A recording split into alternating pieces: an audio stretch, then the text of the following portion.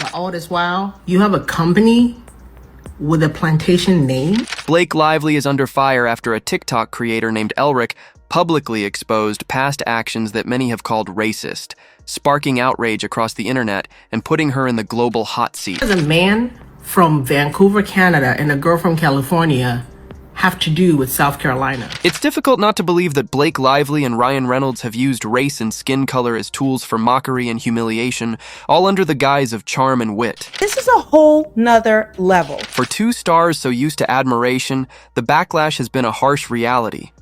But it's a reality rooted in their own decisions and the racist ideology they seem unwilling to acknowledge or abandon. Celebrities are gossiping about drama. Even as they continue to attend high-profile events, attempting to reclaim their place in the entertainment world, their peers meet them with cold stares, a direct result of their offensive actions and disregard for racial justice.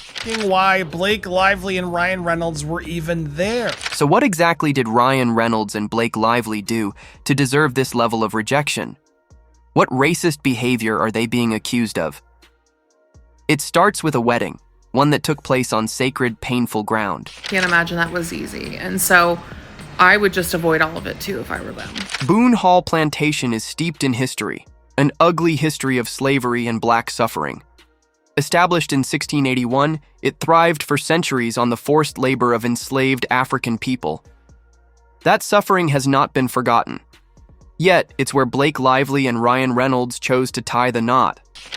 I think that they just learned their lesson with SNL 50, where they got tons of backlash, and then just the red carpet experience from Another Simple Favor. This plantation's prosperity came from the brutal labor of enslaved black men, women, and children.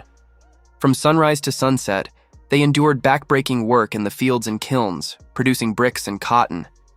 These were human lives filled with grief and hope, reduced to property. I think we can prove they weren't invited. I mean, really? I don't think this is the year to bring Blake Lively. I mean, yeah. I agree with you. Like, maybe it was her reps who sort of advised her not to go, but... The plantation's original slave cabins still stand, tiny, suffocating shelters that housed generations of black families. They are now preserved as historical exhibits, yet the suffering they represent is too often overlooked or romanticized by people who see only aesthetics.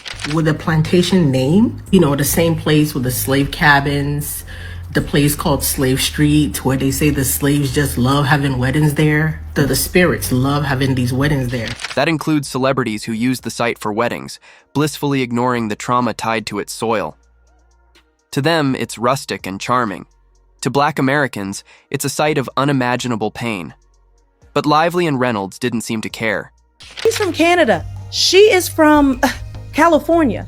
Why were they obsessed with this plantation out there? In 2012, they flew in from California and Canada to marry at Boone Hall Plantation. A place drenched in the blood and cries of enslaved people became their fairy tale wedding venue. The backlash was immediate and justified.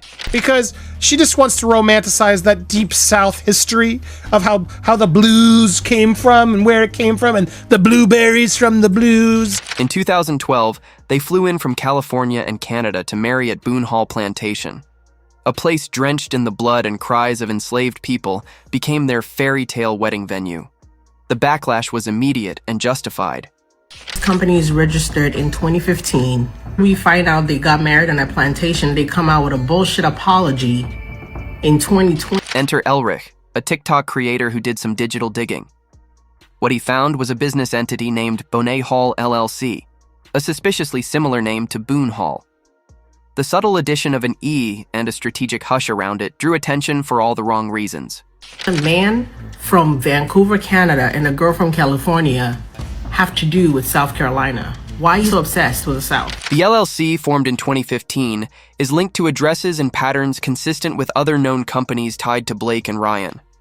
While the evidence isn't definitive, the dots are close enough to draw a disturbing picture. Let's do the math. Get married in 2012. This company is registered in 2015. We find out they got married on a plantation. They come out with a bullshit apology In 2020, Despite their public regrets and polished apologies, there's a strong suggestion they may still be profiting or investing through an entity that pays tribute to the plantation where their infamous wedding took place. Not believe what Ellsrich just found out about Blake Lively, Ryan Reynolds, and the plantation that they got married on. It's like hosting a racial justice fundraiser in a plantation-themed Airbnb.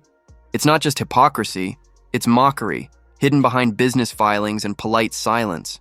here is Boone Hall LLC, established in June 10th, 2015. The company is active.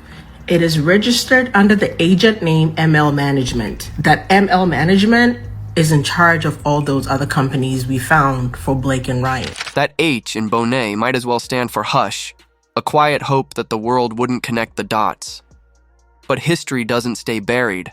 It resurfaces, and it spells out the truth. That address, 250 West 57th Street, is the same address we found in conjunction with that 888 7th Avenue, 4th floor, New York address. Who found it? What name is that? Ryan Reynolds. And this wasn't an isolated incident. The wedding was just one of many moments where Blake and Ryan displayed racial insensitivity. A prime example? Blake's failed lifestyle brand, Preserve. There's something, it's registered in South Carolina, but then they take the same name and register it in New York. Ryan Reynolds does this. Boone Hall. And that's not just a coincidence. So somehow, in my mind, I am thinking that they own a part of it and that was entity, or maybe do they own it outright, but then it's also registered in South Carolina. Preserve, launched in 2014, looked more like a Plantation Core Pinterest board than a lifestyle brand. It glorified vintage Americana with cotton fields and Southern charm, all with no context, no history, and no acknowledgement of slavery. And I'm just like flabbergasted that these people are this disgusting. And the fact that they donated this money to the NAACP 6 years ago, and now she's getting this Time Award, and this was all to make up for that plantation wedding, but the whole time they own the plantation. The site was quickly called out for its whitewashed, romanticized version of the South. Within a year, Preserve shut down, its aesthetic exposed for what it really was: a tone-deaf attempt to monetize nostalgia rooted in oppression. They got married on and doing these fake apologies, and they didn't realize and they didn't know it was a plantation. For Black Americans, the antebellum South isn't vintage, it's generational trauma. But for Blake and Ryan, it's branding material. They seem more interested in porches and peach cobbler than in confronting the chains and whips that once existed on those lands. Not authentic from Blake and Ryan.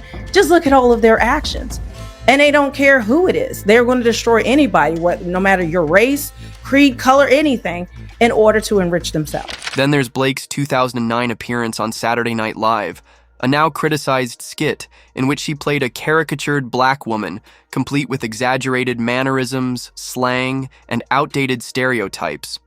It wasn't satire, it was straight-up racial mockery. The antebellum Love of the South, pre-Civil War South website she had. We have an incredible team of people who do beautiful work, but we launched the site before it was ready, and it never caught up to its original mission. What was that mission? It's not making a difference in people's lives, whether superficially or in a meaningful way. Let's be clear, this wasn't about artistic expression. It was about a white actress leaning into a harmful stereotype for cheap laughs on national television.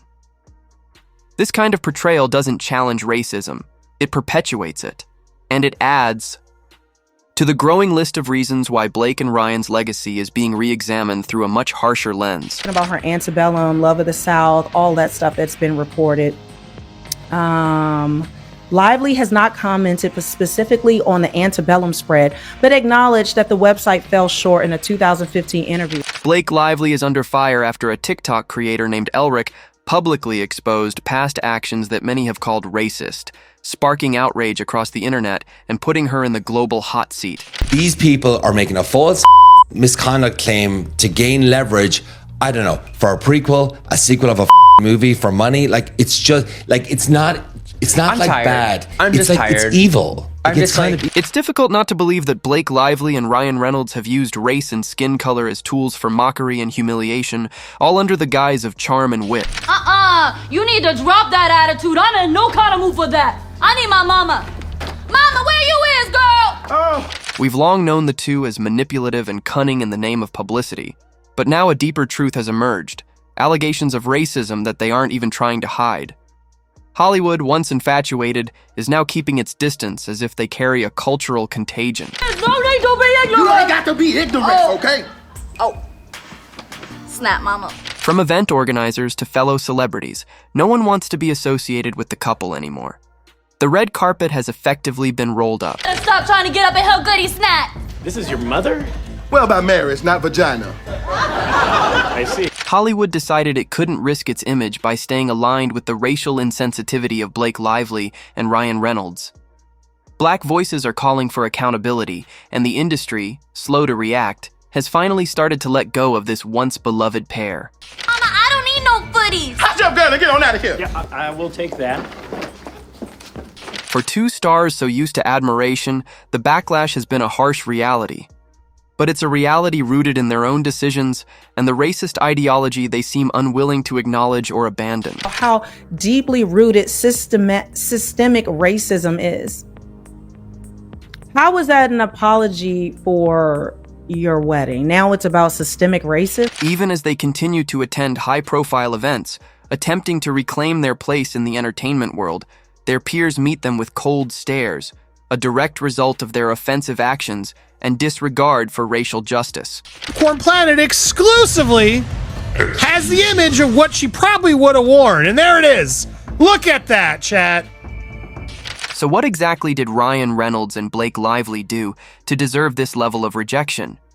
What racist behavior are they being accused of? It starts with a wedding, one that took place on sacred, painful ground. The couple wrote on Instagram announcing a $200,000 donation to the NAACP Legal Defense Fund. Isn't it crazy? You fast forward now. Boone Hall Plantation is steeped in history, an ugly history of slavery and black suffering. Established in 1681, it thrived for centuries on the forced labor of enslaved African people. That suffering has not been forgotten. Yet, it's where Blake Lively and Ryan Reynolds chose to tie the knot.